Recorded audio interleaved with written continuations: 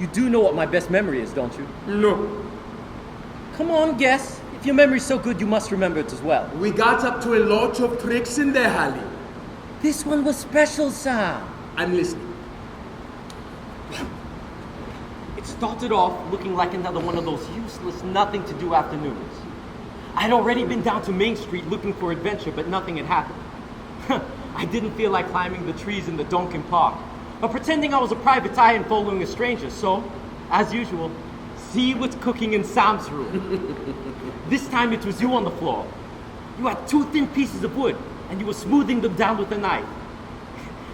It didn't look particularly interesting, but when I asked you what you were doing, you just said, "Wait and see, Hallie, wait and see," in that secret sort of way of yours, so I knew there was something special coming. You teased me, you bugger, by being deliberately slow and not answering my questions, and whistling while you worked away. God, it was infuriating. I could have brained you.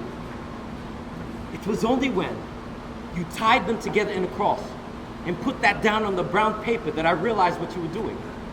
Sam is making a kite? And when I asked you and you said yes, the sheer audacity of it took my breath away. I mean, seriously, what the hell does a black man know about flying a kite? I'll be honest with you, Sam, I had no hopes for it. If you think I was excited and happy, you got another guess coming. In fact, I was shit scared we were going to make fools of ourselves. Yeah, I could see that. I made it obvious, did I? Yeah, you refused to carry it. Do you blame me? Can you remember what the poor thing looked like? Tomato box wood and brown paper, flour and water for glue, 2 of my mother's old stockings for a tail, and all those bits and pieces of string you made me tie together so that we could fly it. Hell no, Sam! That was now only asking for a miracle to happen. And then, next came the big argument, when I told you to hold on to the string and run with it when I let it go. I was prepared to run all right, but straight back to the boarding house. Mm-hmm. So, what happened? Come on, you remember as well as I do. I want to hear it from you.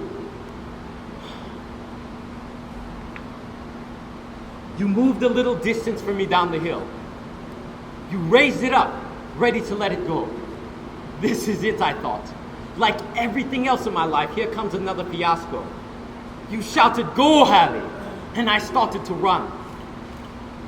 I don't know how to describe it, Sam. Yeah, the miracle happened.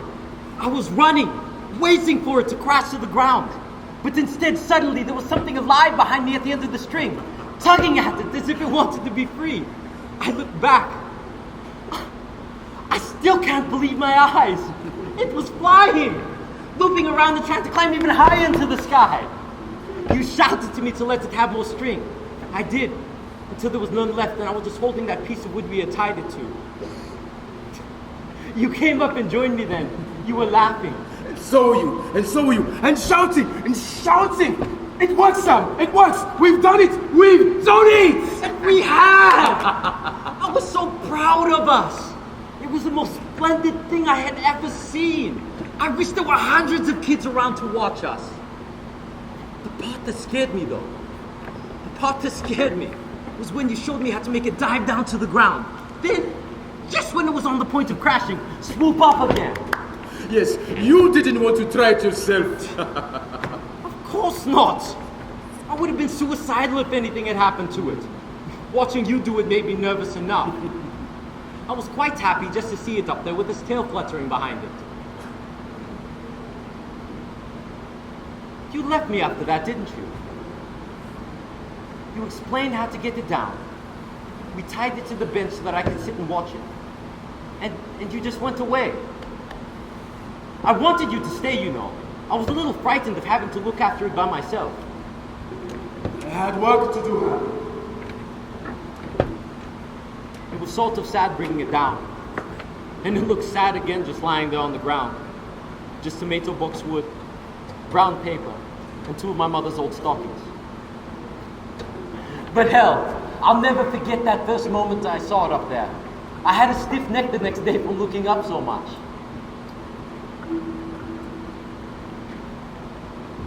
Why did you make that kite, Sam?